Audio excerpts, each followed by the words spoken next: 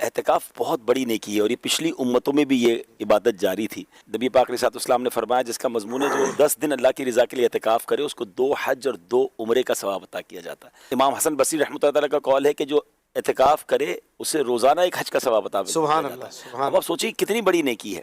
اب اس نیکی کو نیکی بنانا کیسے ہے؟ اصل پرابلم کیا ہوتا ہے کہ اعتکاف میں بیٹھ تو جاتے ہیں لیکن انفرادی عبادت کرنے کی عادت نہیں ہے، مسجد میں دل ہی نہیں لگتا، یہاں نماز کے بعد دعا کے لیے لوگ نہیں بیٹھ رہے اور آپ 10 دن کے لیے آ گئے ہیں، اور پھر اس کے بعد پوری دوستوں کی ٹولی لے کر آئے ہیں، پوری پلاننگ کے ساتھ آئے ہیں، موبائل فون بھی ساتھ لائے ہیں، وہ بھی اسمارٹ فون ساتھ لائے ہیں۔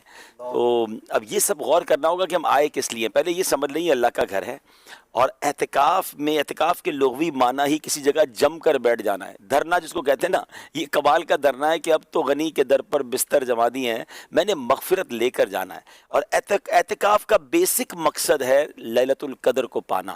سبحان اللہ، کتنا خوش نصیب ہے وہ معتکف کہ وہ 10 دن اعتکاف میں ہے تو اس کو کوئی نہ کوئی رات جو طاق راتوں میں سے ایک رات لیلۃ القدر ہے وہ ملنی ہے اور اللہ کے گھر میں ملنی ہے۔ تو آپ تو سب سے کٹ کر اب اللہ کے گھر میں بیٹھے ہیں تو کٹے بھی تو صحیح نا، اندر بھی بیٹھ کر سب سے جڑے ہیں، بلکہ سب سے نہیں، پاکستان کے باہر بھی جڑے ہیں، انٹرنیٹ سے بھی جڑے ہیں، ملکی اور بیرون ملک کے حالات سے بھی جڑے ہوئے ہیں، تو پھر کیا عبادت ہوگی؟ بلکہ اب تو اعتکاف میں مناظر دیکھنے کو ملتے ہیں کہ اب تو وہ فوڈ پانڈا وغیرہ اور اس طرح کی جو سروسز ہیں تو باہر سے چیزیں منگوا رہے ہیں، دوستوں سے منگوا رہے ہیں، کھانا پینا آ رہا ہے، اچھا آج کیا منگوانا ہے، تو پھر وہ اعتکاف تو بڑا ہی پکنک بنی ہوئی ہے۔ اچھا یہ یہاں بھی ہے اور یہ حرمین طیبین کے اعتکاف میں بھی میں نے مناظر دیکھے۔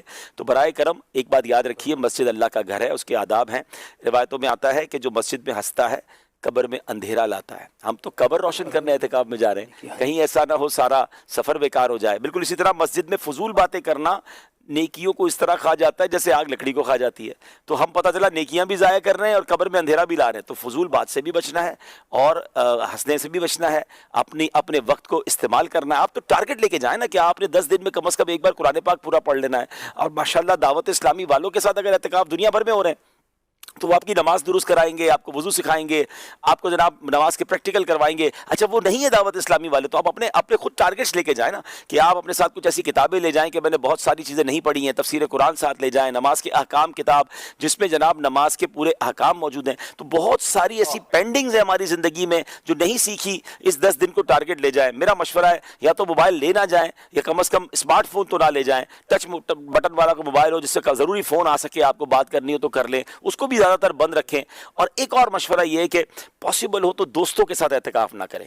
اپنی گیدرنگ کے ساتھ اگر آپ نے اعتکاف کیا نا تو پھر وہ ہنسی مذاق اور ان چیزوں سے آپ نہیں بچ سکیں گے۔ کسی اجنبی جگہ پر چلے جائیں، میں دعوت دیتا ہوں عالمی مدنی مرکز فیضان مدینہ میں آ جائیں، مزہ نہ آئے تو پیسے واپس، آپ انشاءاللہ بہت کچھ سیکھیں گے۔ دعوت اسلامی کے اعتکاف کی